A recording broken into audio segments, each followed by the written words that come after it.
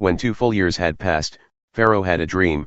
He was standing by the Nile, when out of the river there came up 7 cows, sleek and fat, and they grazed among the reeds.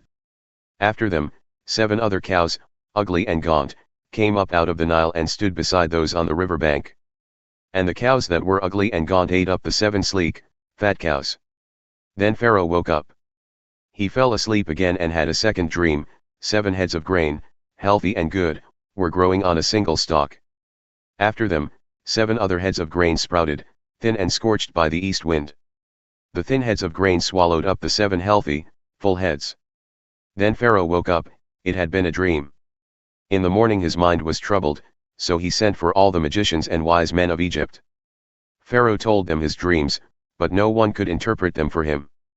Then the chief cupbearer said to Pharaoh, "Today I am reminded of my shortcomings. Pharaoh was once angry with his servants, and he imprisoned me and the chief baker in the house of the captain of the guard. Each of us had a dream the same night, and each dream had a meaning of its own. Now a young Hebrew was there with us, a servant of the captain of the guard. We told him our dreams, and he interpreted them for us, giving each man the interpretation of his dream. And things turned out exactly as he interpreted them to us.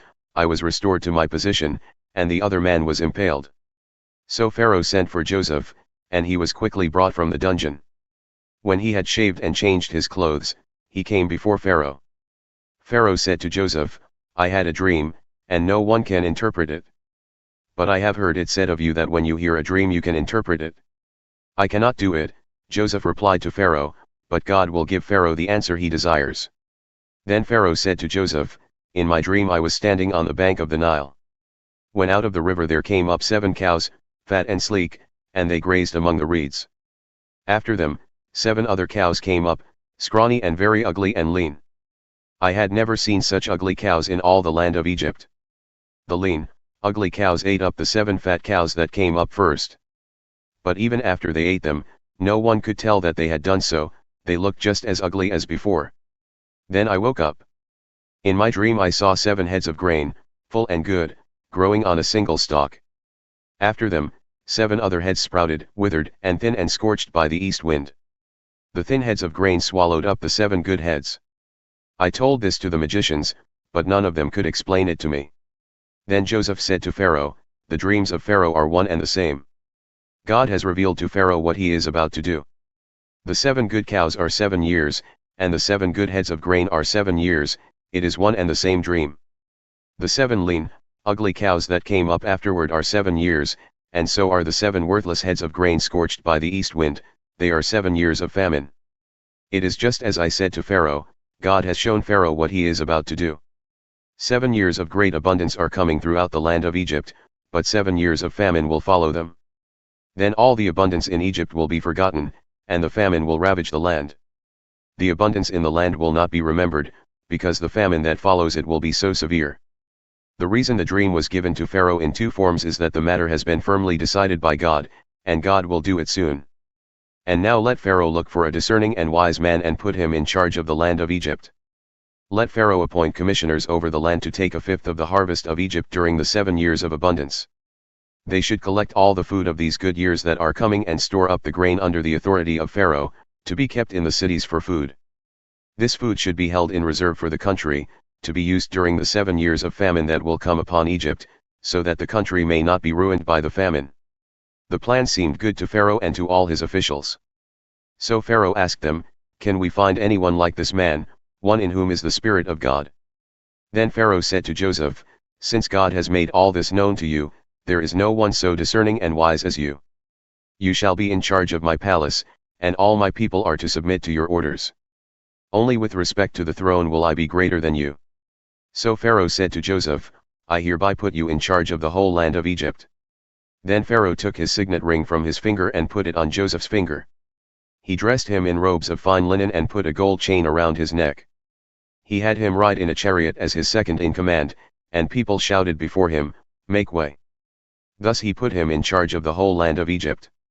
Then Pharaoh said to Joseph, "I am Pharaoh, but without your word no one will lift hand or foot in all Egypt." Pharaoh gave Joseph the name Zephinath-Paneah and gave him Asenath daughter of Potiphera, priest of On, to be his wife. And Joseph went throughout the land of Egypt. Joseph was 30 years old when he entered the service of Pharaoh king of Egypt. And Joseph went out from Pharaoh's presence and traveled throughout Egypt. During the 7 years of abundance the land produced plentifully. Joseph collected all the food produced in those 7 years of abundance in Egypt and stored it in the cities. In each city he put the food grown in the fields surrounding it.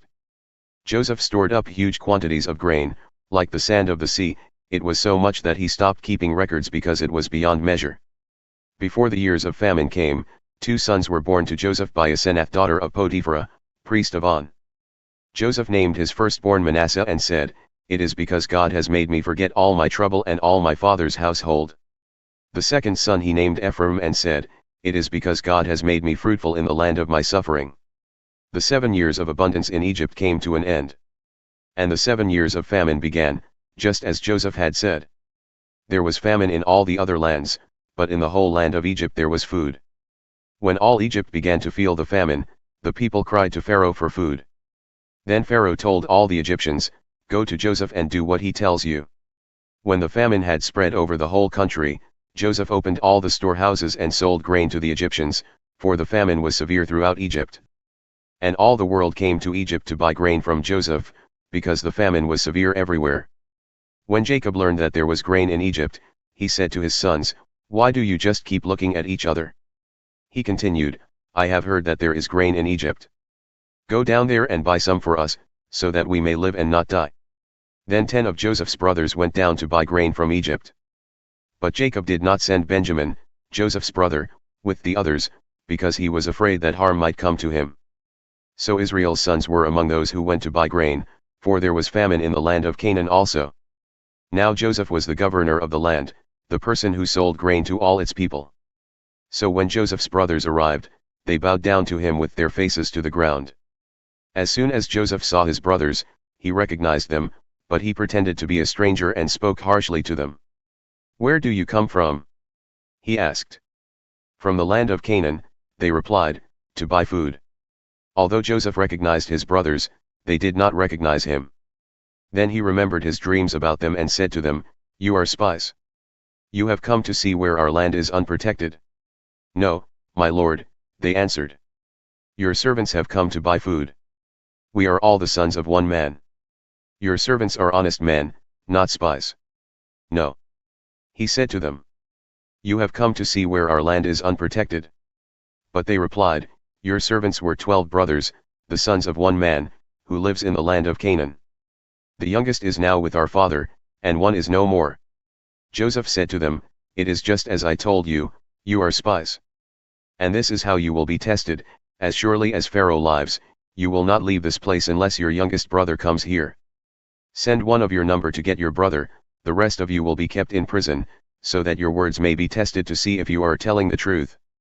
If you are not, then as surely as Pharaoh lives, you are spies." And he put them all in custody for 3 days.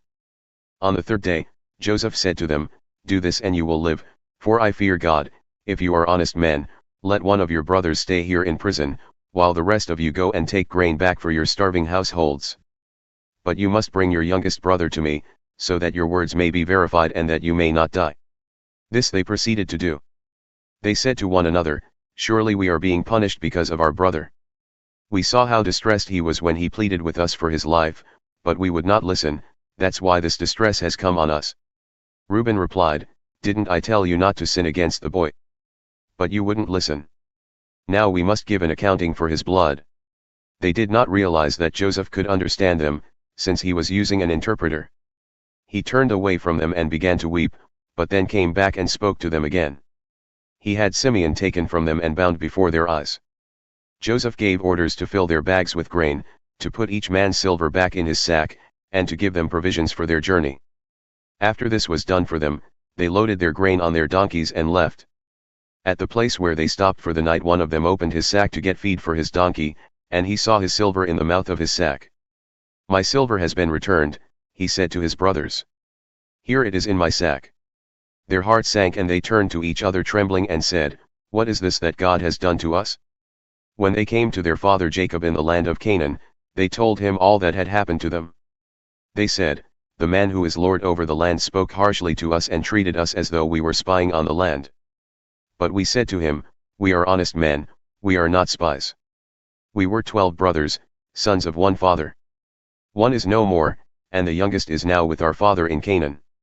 Then the man who is lord over the land said to us, This is how I will know whether you are honest men, leave one of your brothers here with me, and take food for your starving households and go. But bring your youngest brother to me so I will know that you are not spies but honest men. Then I will give your brother back to you, and you can trade in the land.